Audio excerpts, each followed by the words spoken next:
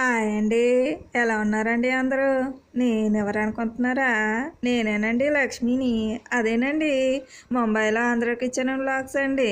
ఈరోజైతే మా పుట్టోడు ఇంట్లోనే ఉన్నాడండి. అదేటక్క ఈరోజు మీ పుట్టోడు స్కూల్కి వెళ్ళలేదా అనుకుంటున్నారా? ఏమీ లేదండి, మా దగ్గర వర్షాలు పడుతున్నాయి కదండి, అందుకని స్కూల్ సెలవులు ఇచ్చేసారండి. స్కూల్ సెలవులు ఇవ్వడం కాదు కానండి, ఈరోజైతే అస్సలు వర్షం పడలేదండి. మా బొడ్డోడైతే మష్రూమ్ బిర్యానీ కావాలన్నాడండి. అయ్యో, ఎలా చేయాలా, మష్రూమ్లు అయితే లేవు, వర్షాలు పడతాయేమో, ఎలాగో ఏటో అనుకున్నానండి. కానీ వర్షాకాలం కదండి, ఎక్కడ వర్షాలు పడుతుందో అని గొడుగుతో వెళ్ళి పుట్టగొడుగులతో వచ్చానండి. ఎలా చేయాలో అని ఆలోచించుకుంటూ కూర్చున్నానండి. ఆలోచించుకుని కూర్చుంటే అయిపోతుందేటండి? లేదు కదండి, మనమే లేచి వెళ్ళి అన్నీ చక్కచక్క చేసుకోవాలి కదండి. అందుకని ముందుగా నేను పుట్టగొడుగులను అయితే ముందుగా శుభ్రంగా కడిగేసుకున్నానండి. తర్వాత వేడి నీటిలో వేసుకొని శుభ్రంగా కడిగేసుకున్నానండి. తర్వాత ఇక్కడ చూపించిన విధంగా వీటన్నిటిని పేస్ట్ చేసేసుకున్నానండి. ఇక్కడ నేను ఏటేటేసానో వాటన్నిటిని మేదనిచ్చానండి పేర్లు. మీరు అన్నీ చూసేసుకొని నోట్ చేసేసుకొని వాటన్నిటిని రెడీ చేసేసుకోండి. ఆ తర్వాత ఒక గిన్నెలోని 2 గ్లాసులు బియ్యం తీసుకోవాలండి. బియ్యం తీసుకున్న తర్వాత శుభ్రంగా 2 సార్లు కడిగేసుకోవాలండి. కడిగేసుకున్న తర్వాత కొన్ని నీళ్ళు వేసుకొని ఒక పావుగంట సేపు వదిలేసుకోవాలండి. ఆ తర్వాత స్టవ్ మీద పెనం పెట్టుకోవాలండి. తర్వాత హోల్ గరం మసాలా మొత్తం వేసేసుకోవాలండి. వేసుకున్న గరిటెతోటి లైట్గా వేయించేసుకోవాలండి. తర్వాత ఒక ఉల్లిపాయ, ఒక 5 పచ్చిమిరపకాయలు కట్ చేసేసుకొని వాటిని కూడా వేసుకొని బాగా ఫ్రై చేసేసుకోండి. మరీ బాగా ఫ్రై చేసేసుకోకండి, లైట్గా ఫ్రై చేసుకోండి చాలు. కలర్ వస్తే చాలండి ఇంకా. ఆ తర్వాత ఈ ఫ్రై అయిపోతున్నాయి కదండి, ఇప్పుడు మనం ఇందులోకి ఇంకో ఐటెం వేసుకుందామండి. అదేంటనుకుంటున్నారా? అదేనండి, మనం పేస్ట్ చేసి పెట్టుకున్నాం కదండి, దాన్ని వేసేసుకొని మళ్ళీ ఒకసారి బాగా కలిపేసుకోవాలండి. అది నూనె మీదకి తేలేంత వరకు కలుపుకోవాలండి. ఇలా కనుక చేసుకుంటే చాలా బాగుంటుందండి. మీకు కూడా నచ్చుతుందని అనుకుంటున్నానండి. తర్వాత బాగా కలిపేసుకున్న తర్వాత 2 స్పూన్లు ఇంట్లో కారం అండి. ఇంట్లో కారం వాడితే ఆరోగ్యానికి చాలా మంచిది కదండి. ఆ తర్వాత 1 స్పూన్ అయితే ధనియాల పౌడర్ వేసుకోవాలండి. అది కూడా బాగా కలిపేసుకున్న తర్వాత 1 స్పూను గరం మసాలా వేసుకోవాలండి. గరం మసాలా కూడా గరం మసాలా వేసేసుకున్నారు కదండి, ఇప్పుడైతే ఒక మిర్చి పౌడర్ వేసుకోవాలండి 1 స్పూను. అదేనండి కలర్ బాగా వచ్చేది ఉంటుంది కదండి, అది వేసుకోవాలి. ఆ తర్వాత 2 స్పూన్లు సాల్ట్ వేసేసుకోవాలండి. సాల్ట్ వేసుకున్న తర్వాత బాగా కలుపుకోవాలండి. ఇలా బాగా కలుపుకున్న తర్వాత మనం టమాటీ కొత్తిమీర వేసి పేస్ట్ చేసుకున్నాం కదండి, అది వేసుకొని ఒకసారి కలిపేసుకోవాలండి. ఇది కూడా మీదకు నూనె తేలేంత వరకు కలుపుకుంటే చాలండి. ఇది ఇలా కనుక కొత్తగా చేసుకుంటే కొంచెం కలర్ఫుల్గా ఉంటుంది కదండి, అందుకనిసే టమాటీ కొత్తిమీర వేసుకున్నానండి. ఆ తర్వాత 8 స్పూన్ల వరకు పెరుగు అయితే వేసుకోవాలండి. పెరుగు ఆరోగ్యానికి చాలా మంచిది కదండి, అది కనుక వేసుకుంటే చాలా బాగుంటుందండి. టేస్ట్ బాగుంటుంది, అంతేకాకుండా కొంచెం జ్యూసీగా కూడా ఉంటుందండి. ఇలా కనుక చేసుకుంటే ఇంకా బాగుంటుందండి టేస్ట్ అయితే.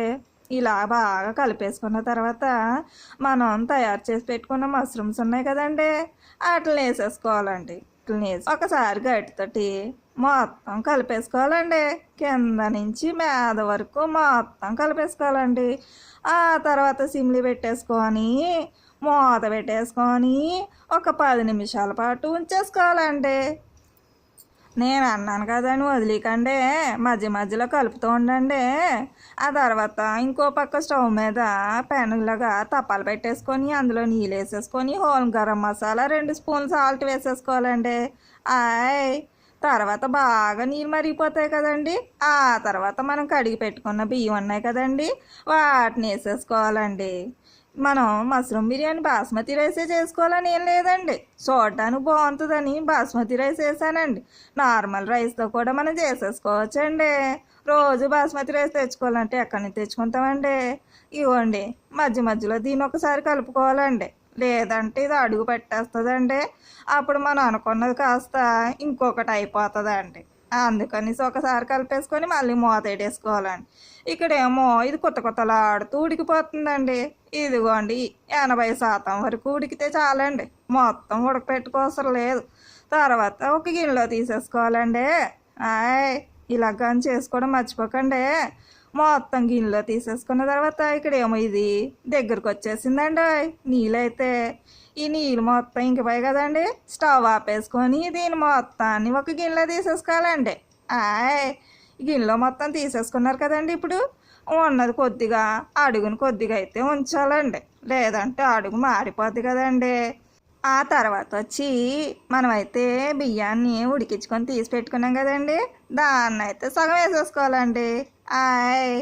ఇలా మొత్తం వేసేసుకున్న తర్వాత, మొత్తం అంటే మొత్తం కాదండి, సగం మాత్రం వేసుకోవాలండి. ఇలా సగం వేసేసుకున్న తర్వాత మనం ఒక గిన్నెలో అయితే తీసుకున్నాం కదండి మష్రూమ్ జ్యూసు, ఆ మష్రూమ్ జ్యూస్ని మొత్తం వేసేసుకోవాలండి. గిన్నెలో ఒక్క చొక్క కూడా ఉంచకూడదండి, మొత్తం జ్యూస్ అంతా ఇలా వేసేసుకోవాలండి. ఇలా వేసేసుకున్న తర్వాత మన దగ్గర మిగిలిపోయిన అన్నం ఉంది కదండి, దాన్ని కూడా వేసేసుకోవాలండి. మొత్తం బాగా పరిచేసుకోవాలండి. అదేనండి, బాగా దుప్పటి పరిచినట్టు బాగా పరిచేసుకోవాలండి. ఇలా పరిచేసుకున్న తర్వాత గరిటెతోటి బాగా కలిపేసుకోవాలండి ఇలాగా. ఆ తర్వాత ఇంకేటి ఉందండి, లాస్ట్లోని ఫ్రై ఆనియన్స్ వేసేసుకోవాలండి మీదన. ఫ్రై ఆనియన్స్ వేసుకుంటే టేస్ట్ అయితే చాలా బాగుంటుంది కదండి. ఆ తర్వాత కొత్తిమీరని చిన్న ముక్కలుగా కట్ చేసేసుకొని దాన్ని కూడా వేసేసుకోవాలండి. ఇది కూడా వేసేసుకొని బాగా పచ్చేసుకోవాలండి. దీన్ని కూడా బాగా పచ్చేసుకున్న తర్వాత ఇంకేటి ఉందండి, ఒక స్పూన్ గరం మసాలా వేసుకోవాలండి. గరం మసాలా ఇలా మీదన వేసుకుంటే టేస్ట్ ఎంత బాగుంటుందో తెలుసా అండి మీకు? తెలీదా? అయితే ఒకసారి చేసి చూడండి మరి. ఆ తర్వాత నెయ్యి వేసుకోవాలండి, అది కూడా ఇంట్లో తయారు చేసిన నెయ్యి అండి. ఒక స్పూను నూనె వేసుకోవాలండి. ఆ తర్వాత మనం గంజి వచ్చుకున్నాం కదండి, దాన్ని కూడా చుట్టూ వేసేసుకోవాలండి. మధ్యలో కూడా ఒక కప్పు వేసుకోవాలండి. తర్వాత ఇంకేముందండి, మూత పెట్టేసుకొని ఎక్కడ కూడా ఆవిరి పోకుండా శుభ్రంగా కవర్ చేసేసుకోవాలండి. ఆ తర్వాత 10 నిమిషాలు సిమ్ ఫ్లేమ్లో పెట్టేసుకోవాలండి. ఆ తర్వాత ఇంకేముందండి, 10 నిమిషాల తర్వాత స్టవ్ ఆపేసుకోవాలా, బాగా చల్లారనివ్వాలండి 10 నిమిషాలు. ఆ చల్లారిన తర్వాత చూడండి కలర్ ఎలా ఉందో. కలరే కాదండి, గుమ్మగుమ్మలు కూడా చాలా బాగా వస్తున్నాయండి. మీకు గుమ్మగుమ్మలు అయితే మీకు రావట్లేదేమో కానండి, చేశాక చూడండి గుమ్మగుమ్మలు అయితే ఎలా వస్తున్నాయో. మీరు కూడా ట్రై చేయండి. ట్రై చేసి ఎలా వచ్చిందో కామెంట్ అయితే చేయండి మరి. అలాగని మళ్ళీ వీడియో మొత్తం అయిపోయిందని వెళ్ళిపోకండి. మీకు గనక నచ్చితే ఒక లైక్ చేయండి. లైక్ చేయడం వల్ల మన సొమ్ము ఏమైనా పోతుందేటండి? లేదు కదా, ఒక లైక్ అయితే చేయండి. అయితే అంతటితో అయిపోలేదండి, ఇంకా సబ్స్క్రైబ్ కూడా చేసుకోండి. సబ్స్క్రైబ్ చేసుకొని ఆ పక్కనే ఉన్న బెల్ బటన్ని క్లిక్ చేసేసుకోండి. ఆ తర్వాత పక్కనే ఉన్న బెల్ క్లిక్ చేసుకున్న తర్వాత ఆల్ అని పెట్టుకోండి. అర్థమవుతుందా మీకు? ఆల్ అని పెట్టుకున్న తర్వాత ఇంకేటి ఉందండి, మీరు కూడా ఇంట్లో చేసేసుకోండి.